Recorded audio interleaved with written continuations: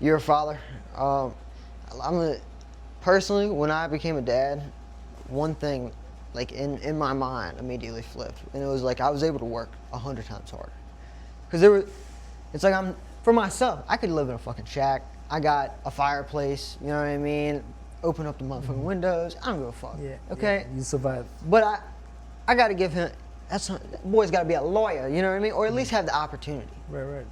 So, was there? That transferred even to everything in my life. Yeah. Running. Yeah. I didn't even really. I couldn't stay focused in it. Yeah. And it gave me a purpose. Personally, I've done a 50K now. That's my furthest I've gone. That's pretty good. But it was something that before that it was like I couldn't even think about it because I didn't have a real. I didn't drive. It wasn't anything to like. Drive. But now I can go when it's like why am I doing this? Because at the end my son's gonna see me and I've conquered whatever this is. And it's not even about the running or that or this. It's more about I conquered what the fuck I said I was gonna do. Yeah. So what I'm asking is, was there anything that you can think back to, whether it's your first kid, your last kid, something that changed you, dude, something or you saw in yourself that kind of was different?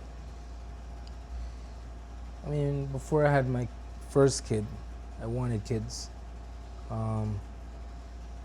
So, I mean, when my son was born, I was just blown away, you know. Not so much thinking about too far into the future, but just thinking about right then and there, you know, a whole life was created, you know, and you know that life is huge. You know, if you think about your experiences, your life, how you've experienced it, that life is huge, you know. Even though it's a little thing that just came, you know, it's huge. It has so much potential to be anything possible, you know.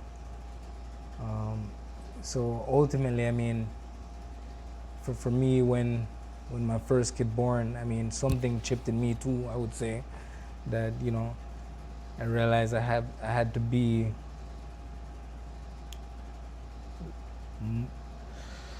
couldn't be selfish, man. You know, I couldn't be for myself anymore. You know, I could never be for myself, you know. And I mean, I would never want to be, you know, like just having my kids, you know, knowing that, you know, they're looking not up or down, but just looking at me, you know, as their guidance, you know, their assistance to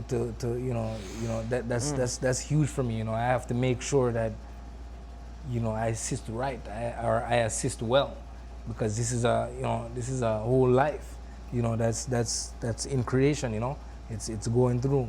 I mean, you know, you know, we're experiencing life a certain way right now because life is a certain way, but who knows how our kids will experience it in terms of when it's their time, you know, to kind of, you know, oversee what's going on here, you know, what are they gonna experience, you know, and that for me, you know, is, you know, it's a lot of thinking and preparation, you know, it's a lot of things, you know, you gotta consider, you know, and you just gotta be prepared. Well, yeah. Something that hit me so fucking hard. Yeah.